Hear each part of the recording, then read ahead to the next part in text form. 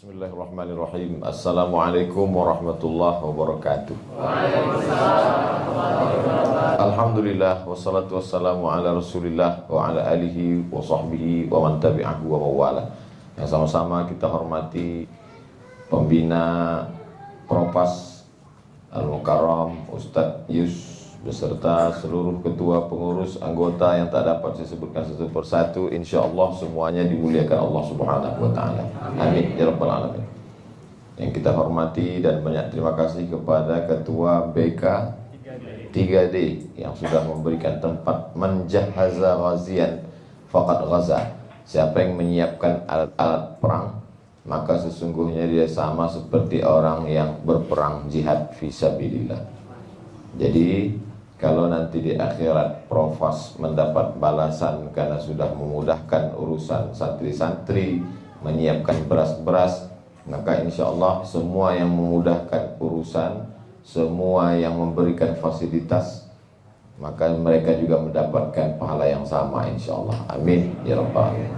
Satu-satunya provokator yang masuk surga mungkin provokator amal soleh.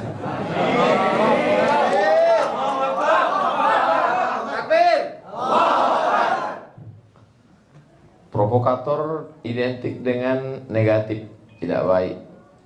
Saya yakin kalau nanti nama provokator ini menjadi viral, maka akan muncul lagi nanti buzzer amal soleh.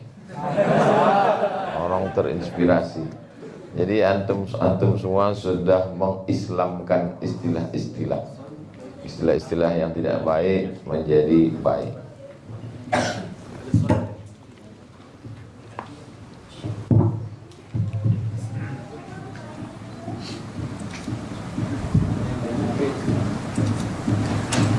Wa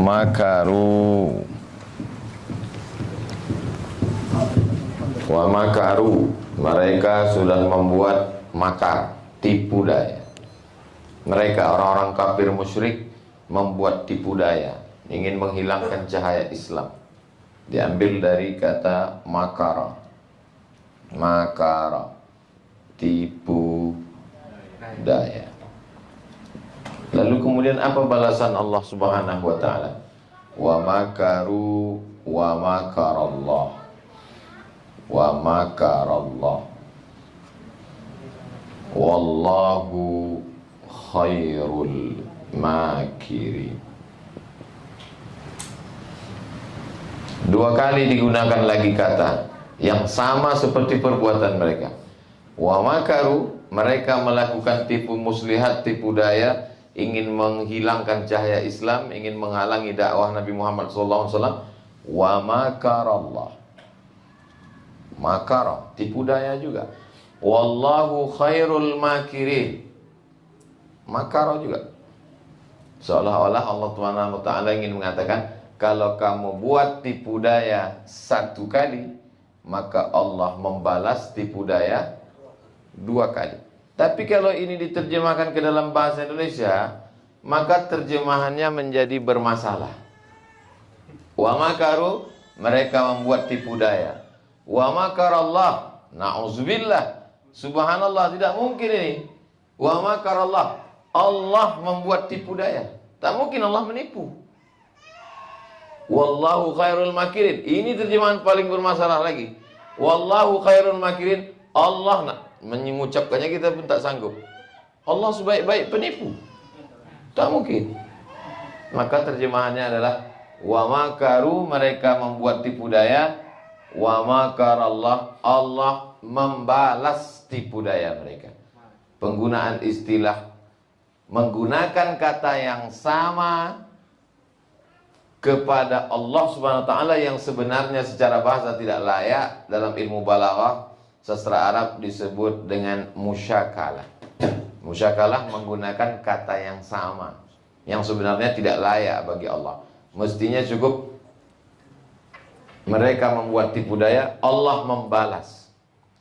Mana tahu nanti ada orang mempermasalahkan. Provokator itu kan identik dengan penjahat, orang yang tidak benar. Kenapa kamu buat amal soleh? Jawablah dengan wa makaru wa makarallah wallahu khairul makirin. Wa yamkurun, Mereka membuat tipu daya. Kalau ada orang-orang yang begitu semangatnya memprovokasi orang untuk minum khamar, sengaja buat podcast khusus untuk mengajak orang minum khamar, beli mejanya, beli kameranya, mengundang artisnya, beli khamarnya, itu kan memang betul-betul pakai nawaitu itu. Niat itu mau buat dosanya. Dipajanglah segala botol, lalu cerita, menyusun pertanyaannya berhari-hari. Gimana perasaan kamu awal kali mabuk? Gimana sejarah permabukan kamu? Begitu seriusnya memprovokasi orang, maka datanglah sekelompok manusia ini yang juga otaknya provokator juga. Dan mereka adalah sebaik-baik provokator. Wa provokator, wa provokator. Kalau mereka memprovokasi orang untuk menjadi provokator, berbuat zina, berbuat narkoba, berbuat yang dilarang Allah, maka sesungguhnya ini pun juga provokator. Wahum khairul provokator, dan mereka adalah sebaik-baik provokator. Disebut provokator paling baik, bilangnya Masya Allah. Perbuatan seperti itu sudah dilakukan berabad-abad silam. Allah Subhanahu wa ta'ala ingin menunjukkan kepada kita bahwa memang yang namanya perbuatan aksi itu selalu ada dua. Kalau ada satu yang begitu bersemangat untuk menunjukkan inilah Tuhan kami, Lata, Uzza, Manat, Hubal, Jibti, Taghut, Naham, mengerahkan segenap kemampuannya untuk mengumpulkan tepung gandum dicampur dengan minyak sapi, membuat adonannya berhari-hari, lalu dibuatlah patung berhala yang besar sekali, dibakar di tempat pemanggangan, disembah. Nama patungnya Lata, Uzza, Manat, Hubal, Jibti, Taghut. Berapa modalnya itu untuk beli tepung? Patung berhala Lata, Uzza, Manat, Hubal, Jibti, Taghut, Naham itu bukan sebesar tepung ini. Yang antum bayangkan patung berhala orang musyrik jahiliyah itu sebesar ini, apa namanya? Mochi. Bukan sebesar mochi. The big mochi. Sangat besar. Dibuat patung itu besar, gemuk, gendut. Kenapa dibuat gendut? Supaya ketika lapar, kenyang memakannya. Jadi di antara pekerjaan mereka mengapa disebut jahiliyah adalah dibuatnya patung itu dari tepung gandum, disembah, ketika lapar dicuilnya Tuhan itu dimakan. Ada kelompok yang begitu serius. Lalu kemudian ada juga kelompok yang begitu serius untuk menunjukkan kebatilan Lata, Uzza, Manat, Hubal, Jibti, Taghut, Naham itu. Maka lahirlah seorang yang luar biasa dan bukan orang Arab, namanya Suhaib Ar-Rumi. Rumi di ujung namanya menunjukkan dia Rum, orang Romawi. Ada satu surat dalam Al-Quran, surat Ar-Rum, Romawi, Eropa, Italia sekarang. Maka disitulah menunjukkan ada Islam rahmatan lil alamin, bukan lil arabiyin, untuk orang Arab, tidak, lil alamin. Di antaranya adalah Suhaib Ar-Rumi. Maka dia tinggalkan semua usahanya yang ada di kota Makkah Al-Mukarramah demi untuk ikut hijrah bersama Nabi Muhammad sallallahu alaihi wasallam. Selalu ada komunitas itu. Lalu kemudian ada lagi namanya Abdurrahman ibnu Auf, satu geng dengan Suhaib Ar-Rumi, pindah juga meninggalkan harta bendanya. Jadi kalau ada sekelompok orang yang dengan ketulusannya untuk menggunakan hartanya untuk Lata, Uzza, Manat, Hubal, Jibti, Taghut, Naham, maka akan ada juga sekelompok manusia yang menghabiskan hartanya untuk agama Allah SWT. Tinggal kita mau ikut geng Lata, Uzza atau Abdurrahman bin Auf dengan Sa'ad bin Rabi', dengan Utsman bin Affan, dengan Suhaib Ar-Rumi, insyaallah Propas masuk dalam kelompok ini. Ustaz Abdul Somad kelompok yang mana? Saya dari seragam udah jelas Propas. Tinggal lagi yang kita masih ragu, yang belum berseragam ya. Mereka ini sebetulnya kelompok mana ya? Tapi kalaulah kita mengelompokkan orang berdasarkan seragam, betapa mudahnya untuk hijrah kalau hanya sekedar dengan seragam. Ini untuk menyenangkan hati yang belum punya seragam. Mana tahu ditanya, kau ikut kelompok mana? Sudah bergabung belum dengan Propas? Hijrah itu di dalam, guys.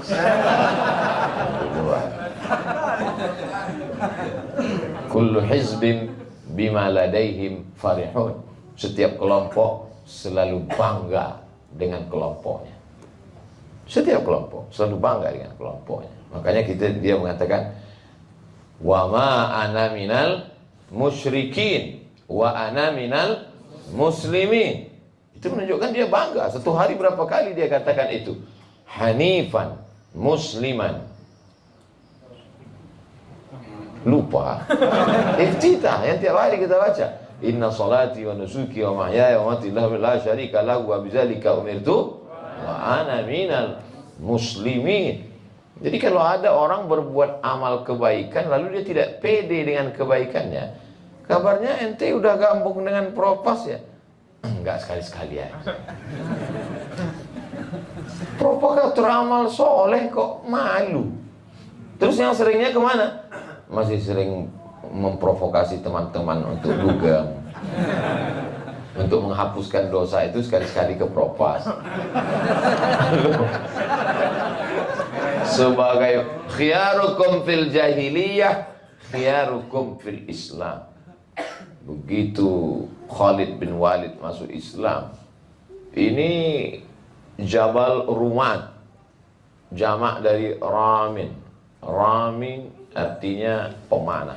Rama yarmi. Rama artinya melontar. Rama yarmi, melontar. Orangnya Ramin. Kalau pakai alif lam, Ar-Rami. Nama kamu siapa? Rami, pemanah.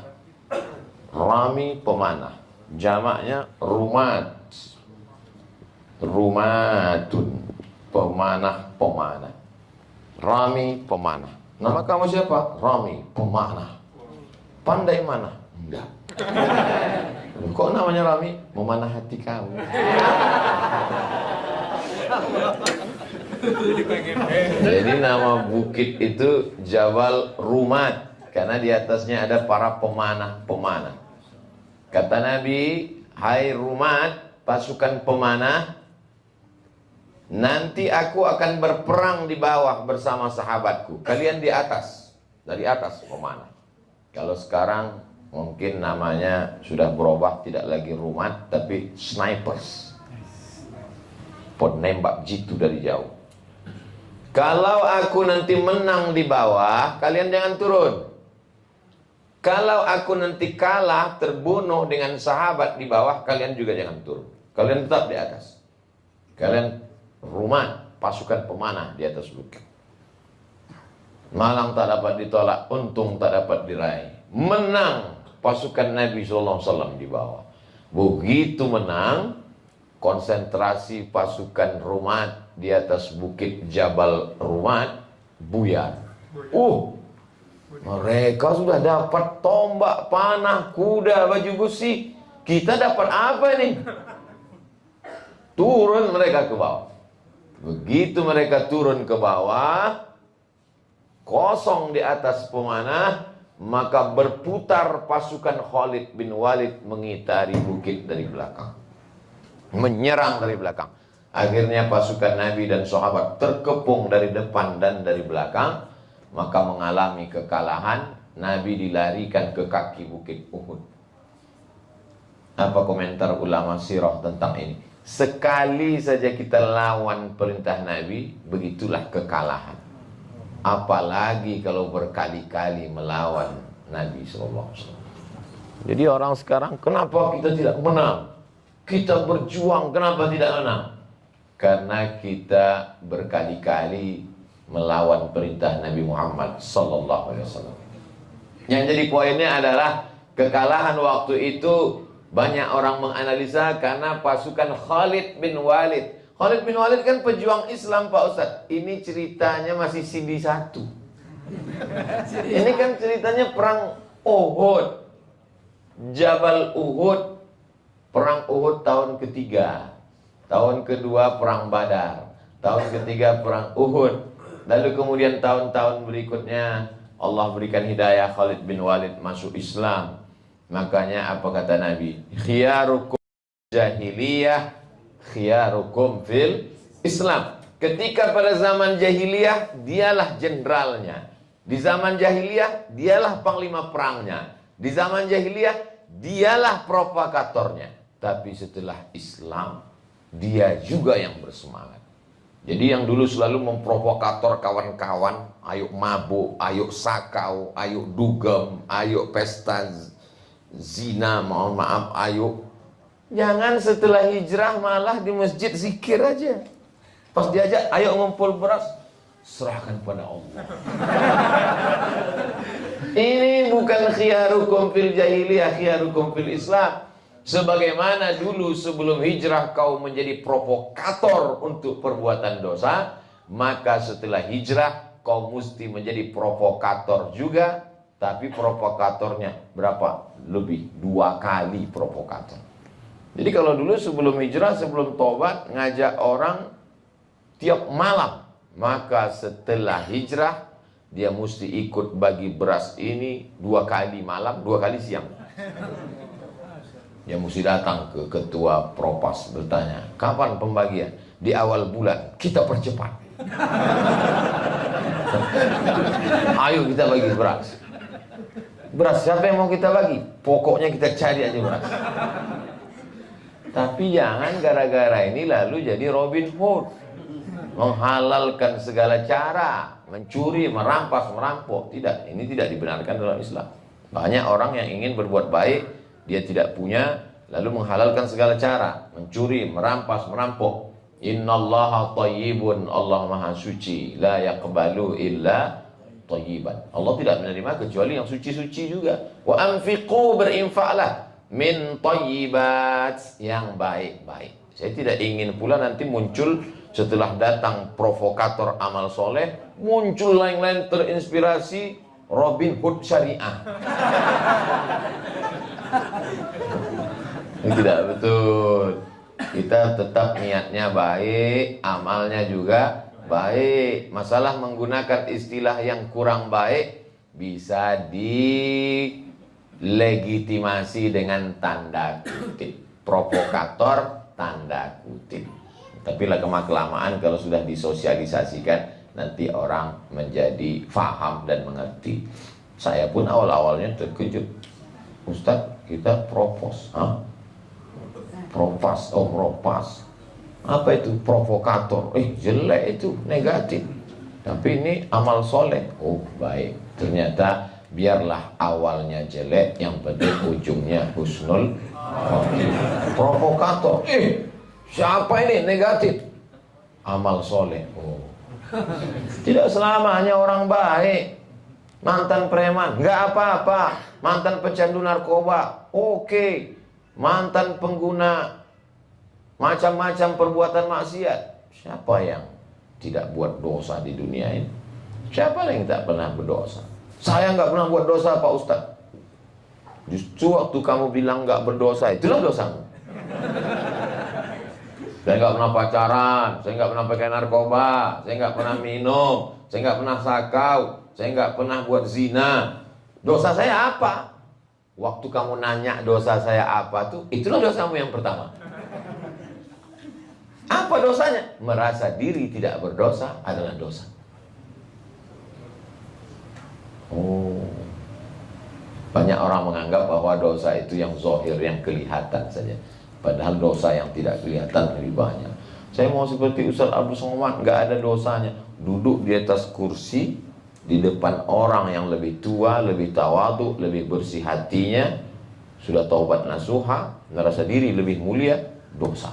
Jadi kalau gitu ustaz berdosa karena merasa diri lebih mulia. Tapi yang lebih berdosa yang menyediakan kursi.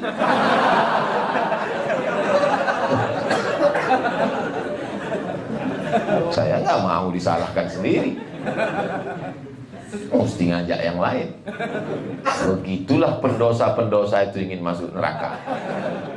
Ngajak dia, la atiyannahum min baini aydihim, aku akan ajak mereka dari depan, wa min khalfihim, dari belakang, wa an aymanihim, dari kanan, wa an syama'ilihim, dari kiri. Ayat Quran Pak Ustaz? Iya. Ayat berapa? Tanya Ustaz Adi Hidayat. La'atiyannahum, aku akan datangi mereka. Untuk apa? Untuk buat dosa. Makanya kalau ada teman, kawan satu kampus, kawan kongko-kongko, serius sekali ngajak buat dosa. Gimana? Jadi kita mabuk. Aduh, aku lagi nggak punya uang. Aku udah naik. Barang siap. Oh, ini setan itu. Aku sudah lama ingin melihat setan, lalu ini ketemu. Bisa selfie nggak? Ini ternyata yang dikatakan Ustaz Abdul Somad. Serius sekali. Kalau orang mau buat dosa, mau masuk neraka, begitu seriusnya. Mengapa kita yang katanya sudah memproklamirkan diri sebagai propagator amal soleh, kok tidak seserius itu? Ngajak kawan baru sekali aja. Jadi kita ngumpul beras, aduh aku lagi nggak semangat. Ya udahlah, kita batalin aja. Kata setan sebegitunya. Aku aja yang mau masuk neraka, serius kata setan. Sebetulnya yang masuk surga itu siapa sebetulnya, kata setan? Jangan-jangan aku lebih dulu masuk surga, kata setan. Jadi saya khawatir nanti muncul KPS, Komisi Perlindungan Setan. Saking banyaknya orang mengkambing hitamkan setan. Salah-salah dikit setan, nggak semangat setan. Kata setan, aku udah lama berhenti gitu. Aku sekarang hanya jadi pengamat aja, kata setan. Saking perbuatan manusia ini udah banyak seperti perbuatan setan. Nyanyian setan udah pensiun dini. Nyanyian setan udah hijrah sekarang. Saudara yang dimuliakan Allah Subhanahu Wa Taala. Jadi kita mesti yakin. Tapi keyakinan itu kalau sendiri susah. Wa minal isnaini ab'ad. Poin pertama adalah meyakinkan diri kita mesti hijrah dari provokator sakau, provokator LGBT, provokator narkoba, provokator ghibah, provokator namimah, hijrah menuju provokator amal soleh. Setelah itu mesti berjamaah, tak bisa sendirian. Wa minal isnaini ab'adu. Kalau dari berdua, kamu berdua dia akan lari, bertiga dia akan lari. Karena kecenderungan manusia ini ngelihat mana yang ramai. Kita bawa kendaraan nih, sore-sore, mau cari tempat makan, minum, sore-sore jalan-jalan. Lihat ada rumah makan, ini bagus, harganya bagus, ramai nggak? Nggak ramai, nggak usah, kayaknya nggak enak. Ada sebagian orang begitu. Begitu juga dengan ini. Ada orang mau hijrah, dia udah semangat nih mau hijrah. Kita ikut kelompok yang mana nih? Ikut propos, apa namanya? Provokator amal soleh. Coba lihat anggotanya, ada videonya nggak? Ada. Cuma 3 orang. Jangan-jangan ini hijrahnya nggak benar ini. Apalagi namanya provokator. 2 kali dia ragu. Pertama namanya, kedua komunitasnya. Tapi begitu dia lihat ramai. Ramai ternyata. Iya. Fotonya diedit. Namanya provokator kan? Ternyata dengan segala cara dia buat. Nah ini banyak editor-editor yang nampaknya tidak baik, tapi insya Allah ini nama editornya apa? Editor provokator. Masih satu geng dengan ini. Jadi berjamaah. Yang sudah merasa ikut, alhamdulillah. Yang belum, ajak rangkul yang lain. Kita kadang kalau melihat orang salah nyebrang jalan, semangat kita untuk menyelamatkan dia, walaupun nggak kena. Jalan lintas tidak putus, truk lewat, mobil lewat, ojek lewat, semua lewat, mobil, motor lewat. Sendirian kita mau nyebrang, tiba-tiba ada orang di sebelah mau nyebrang. Dia terlalu ini sibuk dengan handphonenya, spontan kita akan tarik tangan dia. Setelah berhenti mobil, baru kita lepaskan. Rupanya bini orang. Kenapa? Karena ada naluri dalam diri manusia ingin menyelamatkan orang lain. Tadi pagi saya dikirim video lewat truk ada anak kucing. Lewat truk, lewat satu lagi mobil. Tidak ada satupun yang nabrak. Karena dalam diri manusia ada naluri untuk menyelamatkan makhluk hidup. Kalau ada orang justru sengaja nabrak, berarti ini memang psikopat. Pernah mungkin terbangun karena digigit kucing. Jadi dia dendam kesumat. Kebahagiaan puncak tertingginya adalah ketika nabrak kucing. Sampai akhirnya ada satu mobil mewah berhenti di tengah jalan tol. Hebat kelihatannya di luar negeri. Lalu dia selamatkan anak kucing. Lalu dia bawa. Tapi saya nonton videonya, anjing Pak Ustadz. Kita boleh ikhtilaf dalam masalahnya. Beda mazhab. Ada naluri dalam diri manusia untuk menyelamatkan orang lain. Menyelamatkan dari kecelakaan lalu lintas, menyelamatkan dari terjun ke sungai, menyelamatkan orang dari bunuh diri. Antum kalau lihat video-video menyelamatkan dari orang bunuh diri, hampir terjun dari tiang tower, dari gedung tinggi, bagaimana mereka menyelamatkan, rescue untuk menyelamatkan. Tapi tidak banyak yang mau menyelamatkan orang lain dari zina, dari LGBT, dari minum khamar, dari pergaulan bebas. Mudah-mudahan provokator amal soleh tidak hanya mengumpulkan beras, tapi mengkoleksi teman-teman yang hampir-hampirnya. Sehingga kita ketemu, kumpul, nampak, itu dulu hampir LGBT, itu dulu hampir sakau, itu dulu hampir. Tapi bukan, ini koleksi bagus. Sehingga nanti mereka ini semuanya akan berterima kasih. Al-akhillah, orang yang berteman, berkawan di dunia ini, nanti di akhirat ba'dhum li ba'dhin adu, mereka menjadi musuh. Gara-gara kamulah saya masuk neraka, gara-gara kamulah ngajak saya mabuk, gara-gara kamulah ngajak saya berzina. Kelahi semua mereka, saling menyalahkan. Enggak salah saya. Iya, kamu yang ngajak saya, kamu juga salah, diajak kok mau. Ya aku mau karena gratis. Illal muttaqun, kecuali orang bertakwa. Orang bertakwa saling memuji di hadapan Allah. Gara-gara kamulah saya selamat. Kamu kan yang ngajak aku ikut propas. Kamu kan, aku sebetulnya waktu itu nggak mau ikut. Terus kamu kok ikut? Ya bajunya gratis. Saling memuji di hadapan Allah SWT. Makanya mungkin ada yang memposting gambar bersama di dunia, bertetangga di surga. Bersama di dunia, bertetangga di surga. Ada yang komen di bawah, emang yakin masuk surga? Man qala la ilaha illallah Muhammadur Rasulullah dakhalal jannah. Jaminan, garansi dari Nabi Muhammad SAW. Siapa yang bersyahadat tiada Tuhan selain Allah, Muhammad SAW adalah utusan penutup para nabi, lalu dia ragu masuk surga, maka diragukan keimanannya kepada Nabi Muhammad SAW. Hadis itu hadis sahih. Man qala la ilaha illallah Muhammadur Rasulullah dakhalal jannah. Ragu, dia komen, emang yakin masuk surga? Pas saya cek, ternyata postingnya 0, akun bodong. Dia aja nggak yakin punya akun. Yakin masuk surga. Man qala la ilaha illallah Muhammadur Rasulullah dakhalal jannah, pasti masuk surga. Tapi yang mengucapkan itu dalam keadaan beramal soleh, yang sambil mabuk, goyang mata merah, ditanya, Kau masuk surga? Man qala la ilaha illallah Muhammadur Rasulullah dakhalal jannah. Apa iya Pak Ustaz orang yang mengucapkan la ilaha illallah Muhammadur Rasulullah masuk surga? Masuk surga. Kalau dia sedang mabuk, transit dulu. Yobo-obo lu. Suci neraka jahanam. Nah, salakakum fi saqar. Kenapa kau masuk neraka saqar? Lam nakum minal musallin. Kami tidak salat.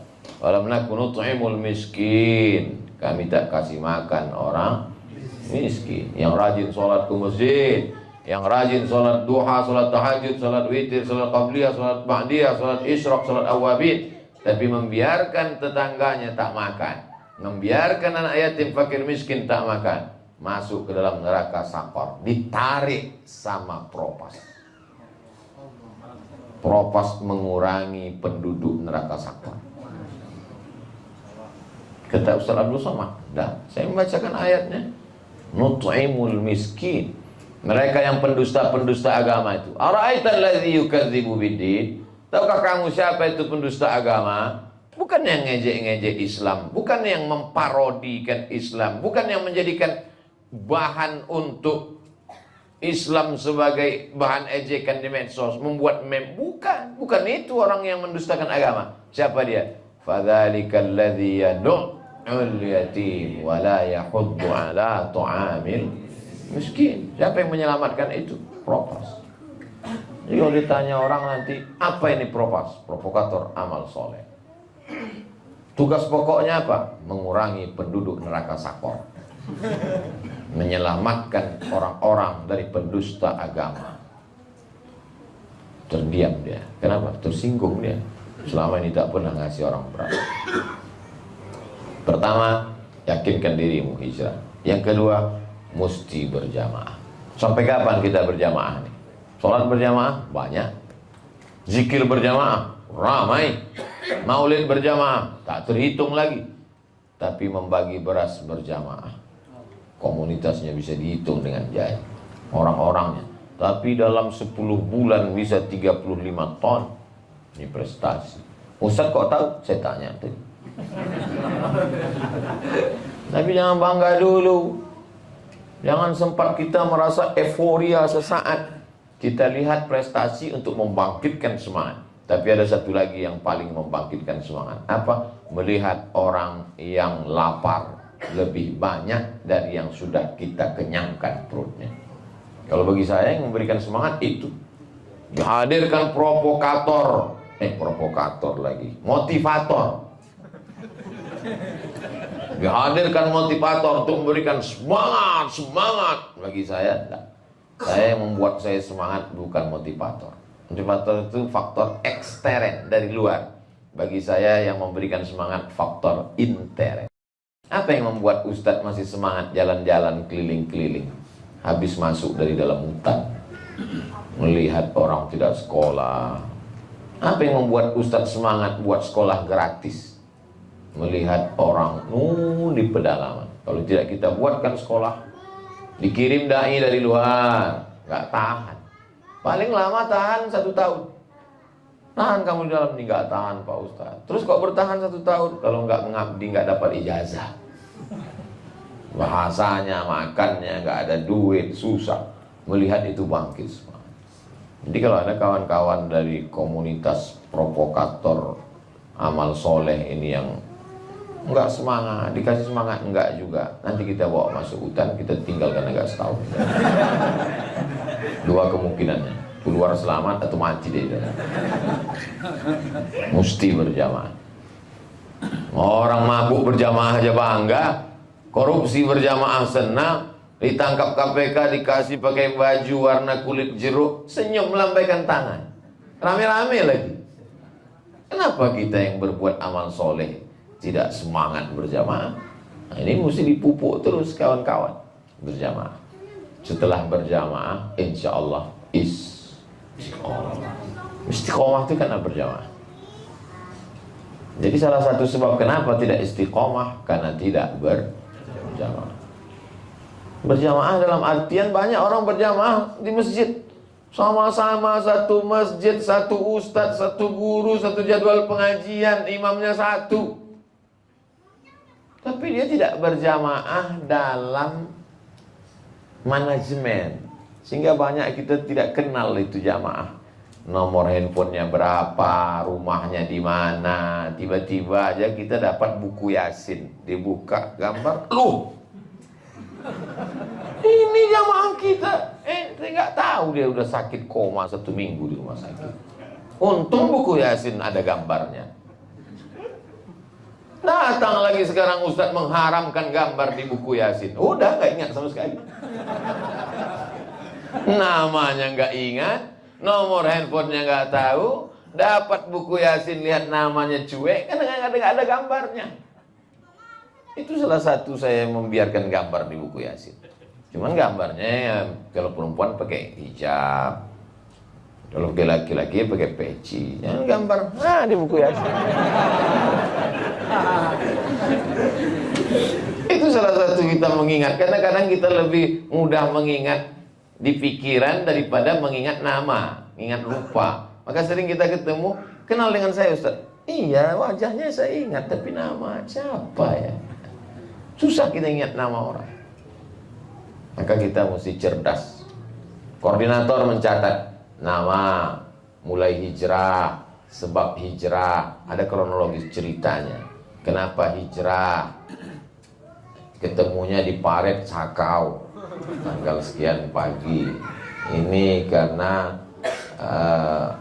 sebab hijrah, karena dilarikan bencong korban LGBT.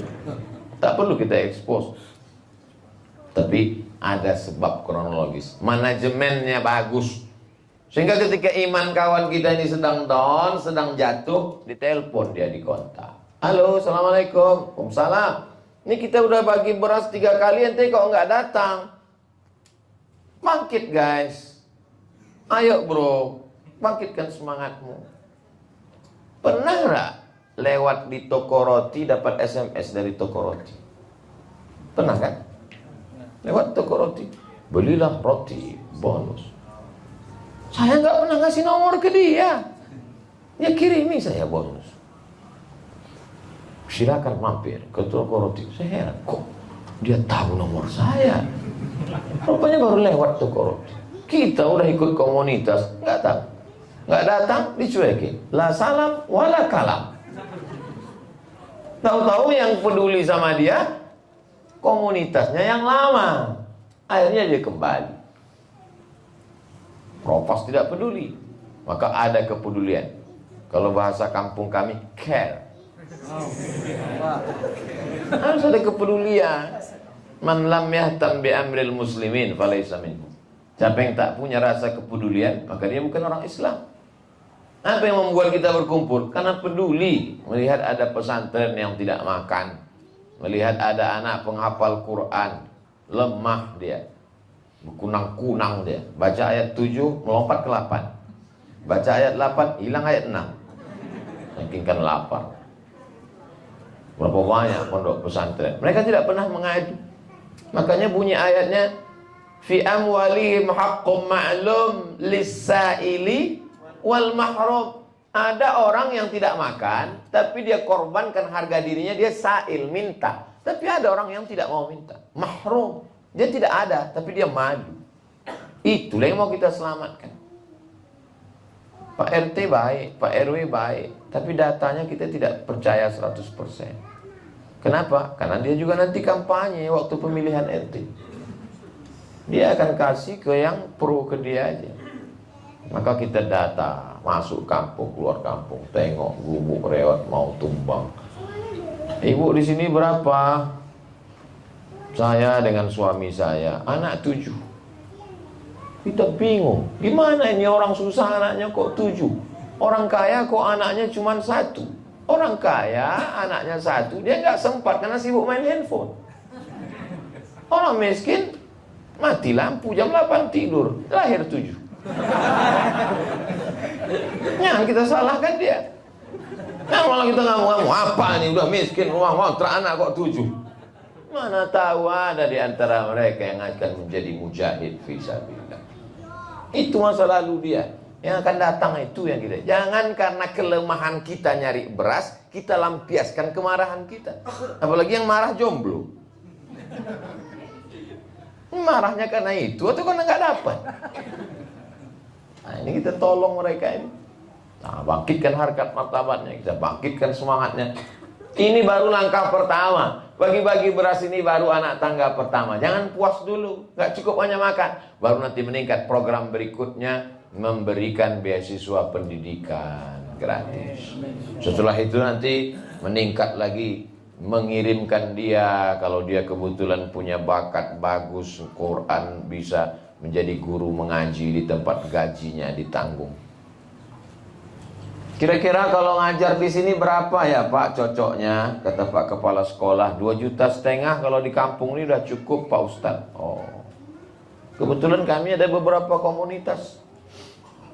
Ceritanya ngalor ngidul ke sana kemari, marilah kita meningkatkan partisipasi kita untuk menuju kebangkitan Islam. Saya ini nggak fokus nih. Dia tanya, ente mau ngasih berapa? Masih sanggupnya berapa? Ah, ini yang sedang kita bahas. Langsung aja lah, berapa sanggup ngasih? Saya sanggup ngasih 500 Pak Ustaz. Nah, komunitas ini 500 Pak Ustaz. Ini 500. Akhirnya kumpul 5 komunitas, 500, 2,5 juta. Selesai. So banyak bicara. Bicara tuh berat. Kasih ke aku aja.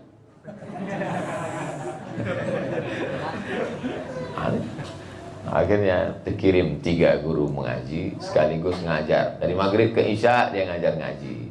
Nanti sore asar dia ceramah ibu-ibu. Lalu kemudian pagi jam 8 sampai jam 12 dia bisa ngajar di madrasah. Nah, ini semua tanggung jawab kita.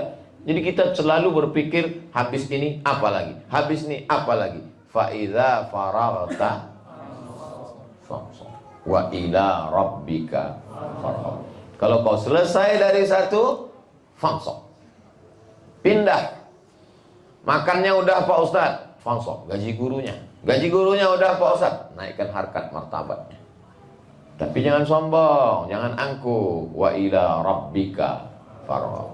Rabbnya yang dikedepankan, bukan ananya, bukan sayanya, bukan kaminya, tapi yang kedepankan anaknya. Itu anak-anak di Sukabumi tidak lagi kelaparan, bisa nyantai, dan uang-uang untuk semestinya beli beras sudah bisa dibelikan ke kelas kabar-kabarnya itu. Itu kerja siapa itu ya? Rabb Allah.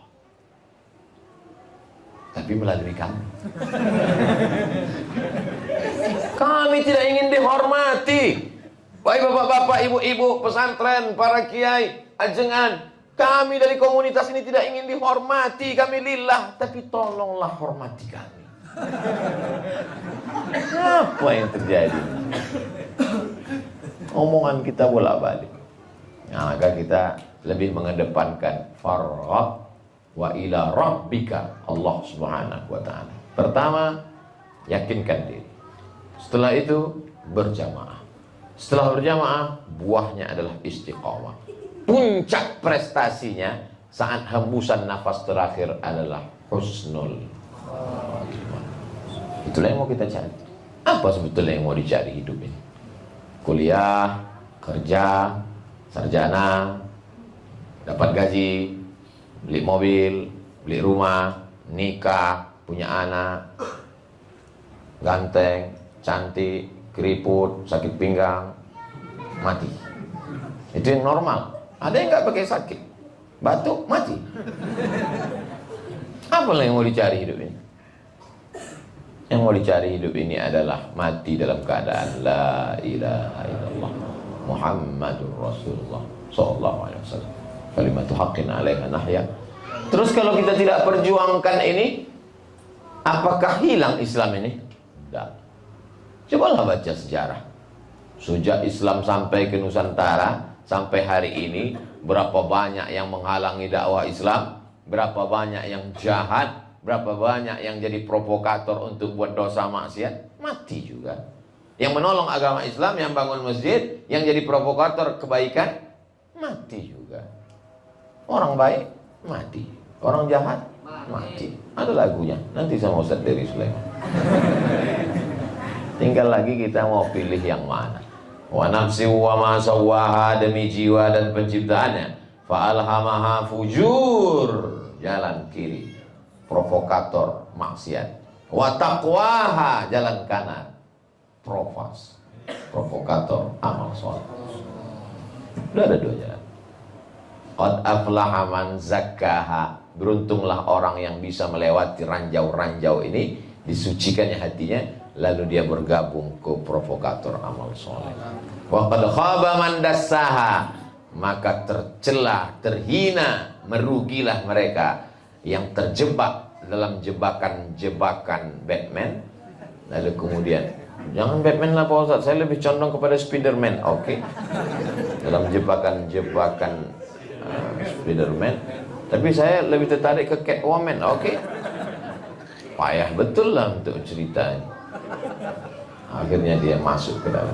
Alladzina amanu wa 'amilus solihati ulaika ashabul jannah walladzina kafaru wa kadzdzabu biayatina ulaika ashabun nar. Tadi malam, tadi siang baru saja kita baca penutup tenggelam hari Jumat. Innalladzina amanu wa 'amilus solihati kanat lahum jannatul firdausi nuzula. Al-Kahfi. Khalidina fiha la yabghuna anha hiwala. Siapa yang masuk ke dalam? 2 syaratnya. Innalladzina amanu wa 'amilus solihati. Wa 'amilus solihati aja masuk, apalagi provokator amilus solihati. Maka dia lebih dulu masuk. Kepada yang amilus solihati silakan masuk. Provokatornya lebih dulu, karena dia yang mengajak. Mandalla ala khairin, siapa yang menunjukkan, maka dia akan. Kalau buat dosa masuk neraka. Yang lebih dulu provokatornya juga. Maka saling melambaikan tangannya. Hai provokator, selamat masuk neraka kalian ya. Itulah yang dapat saya sampaikan pada kesempatan kali ini. Lebih kurang 45 menit. Saya mulai jam 5, jam 6 kurang 15. Mudah-mudahan segala yang kita bahas petang ini menjadi bekal buat saya yang menyampaikan dan buat kita semua. Terima kasih. Wassalamualaikum warahmatullahi wabarakatuh. Hatur nuhun, jazakumullah khairan katsiran kepada guru kita Ustaz Abdus Somad. Gimana? Siap jadi provokator? Siap. Coba yang siap teriakan takbirnya. Siap jadi provokator? Allah. Oke, takbir. Allah.